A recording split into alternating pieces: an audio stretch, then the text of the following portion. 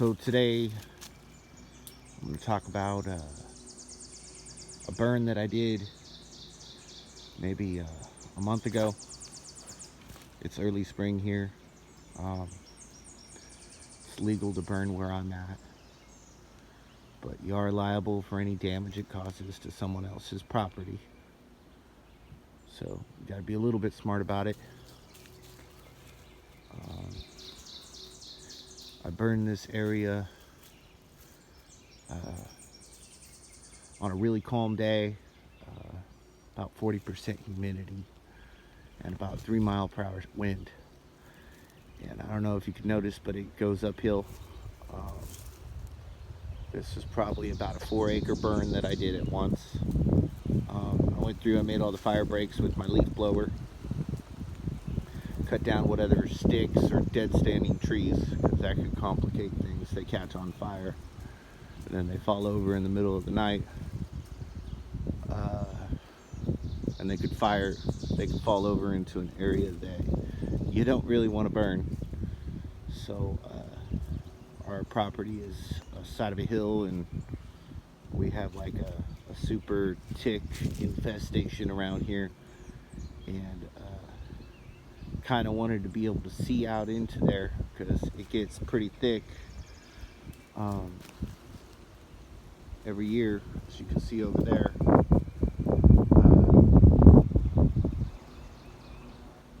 I stopped burning because I noticed the turtles came out, and I don't really want to burn those little guys. They're kind of fun to watch. And this area has barely any ticks in it.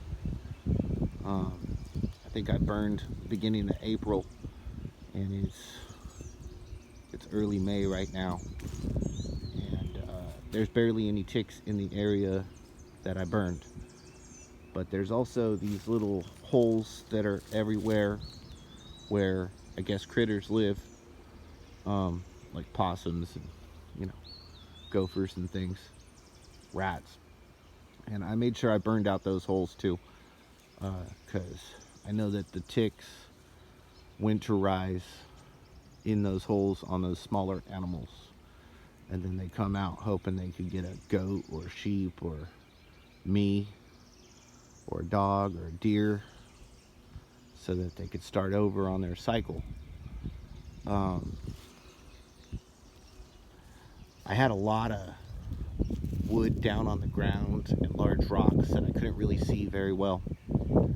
And one day I hope to get a tractor with a brush hog, so I didn't want to like tear it up, and I wanted to try this burning thing to see how it worked out.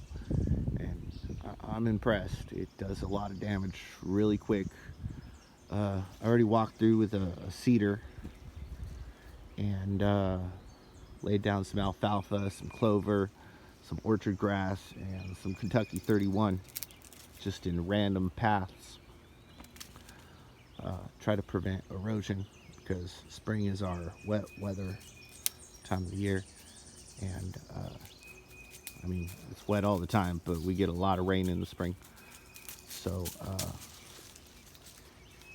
it worked out good. I have a whole nother 5 acres I'd like to burn, but I don't think I'll get to it this year, because I don't want to kill the beneficial snakes or turtles. But fire can do a lot of damage. It can do a lot of damage if you don't control it right too. But it stunted all this brush in here, and you can't see through it if you didn't burn at all. So that's cheap and dirty, and it was easy. I just used cans of lighter fluid to spark it up. You want to make sure you have one straight line of fire, because whenever you got a circle of fire, it makes its own little whirlwind. Yeah. And it throws sparks up, makes it dangerous. You should probably use as much information about controlled burns as chance you could get before you attempt something like this. See you later.